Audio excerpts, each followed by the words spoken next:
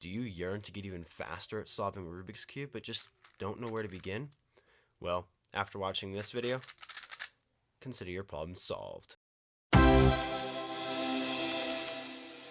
This is Problem Solved. Before we begin, this video does assume that you know how to solve a Rubik's Cube, and I highly recommend that you be able to solve the Rubik's Cube in about 1 minute or even faster. If you're missing one or both of these, I strongly suggest that you watch this playlist before watching this video. Let's get started. In this video, you'll be introduced to Speedcubing, the art of solving a Rubik's Cube in the shortest possible time. I will outline each of the 3 main Speedcubing methods for this 3x3 puzzle so that you can choose which one you feel best suits you. These are the CFOP method, the ZZ method, and the Roux method. Up first is the massively popular CFOP, also known as Friedrich method. This method has 4 steps. First, you solve a cross on the bottom of the cube. Then, you solve the first 2 layers simultaneously, followed by orienting the last layer and permuting the last layer to solve the cube. This method averages about 55 to 60 moves per solve and requires the memorization of 78 algorithms. For beginners, the OLL and PLL stages can be broken up into 2 steps each. This will increase the average move count per solve to about 75, however, it will reduce the algorithms needed to be memorized down to 15. This method is great because it's really easy to learn. It just takes many of the steps for most beginners' methods and combines them to make them more efficient. Also, because it is so popular, there's lots of other tutorials and guides, things you can look up to get better at this method. However, there are some downsides to this method. In the realm of Speedcubing, it has a high move count, and it requires that you memorize many algorithms in order to become fully proficient. Furthermore, plugin methods like COLL, ZBLL, and winter variation are less effective with CFOP than they are with other methods.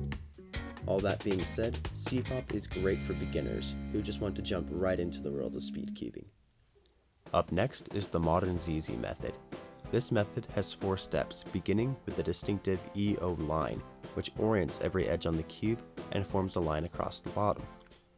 The first 2 layers are then solved simultaneously using block building techniques, at which point a cross is automatically formed on the top layer.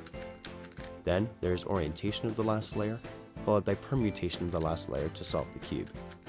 This method averages about 50 to 55 moves per solve, and it requires the memorization of only 28 algorithms. For beginners, the EO line and the PLL stages can be broken up into 2 steps.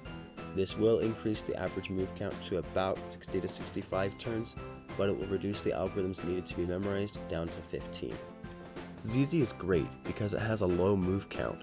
Also, no cube rotations are required during the solve. Also, because of the block building nature of the first 2 layers and the super high effective rate of plugin methods, this method becomes more powerful the more you practice and learn. However, there are some downsides to ZZ. Because of some of the abstract ideas used in the EO line and the block building nature of the first 2 layers, this method is fairly difficult to learn and requires a lot of getting used to. Also, because this method is newer and less popular, it's less researched. There's less content on the internet to help you learn more about and get faster at this method.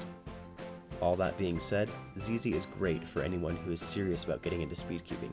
It is weird starting out, but it has incredible power and speed as you practice and learn more about it, especially when you begin adding in plugin methods such as the winter variation, COLL, or ZBLL that I mentioned earlier. Finally, we have the Roux method, which has 5 steps. First, a 1x2x3 block is created on the left-hand side of the cube, followed by an identical block on the right side of the cube. Then, the corners of the last layer are solved, followed by orienting the last 6 edges and permuting the last 6 edges. This method averages about 45 to 50 moves per solve and requires the memorization of 42 algorithms. Roux can be simplified for beginners by breaking up the last 3 steps into several sub-steps each. This will raise the average move count closer to around 60 moves per solve, but it will drop the number of algorithms needed to be memorized down to 9. Roux is great because it has the lowest average move count of the 3 main Speedcubing methods. It also doesn't require the memorization of that many algorithms. Neither does it require that you do any cube rotations as you solve. and because it's built around block building techniques, it becomes more powerful the more you learn. However, just like the other two methods, Roux does have its downsides. Because Roux is so fundamentally different from most beginners' methods, it is somewhat difficult to learn. Also, the heavy use of the M layer in the last two steps effectively requires that you have a good speed cube in order to execute them quickly.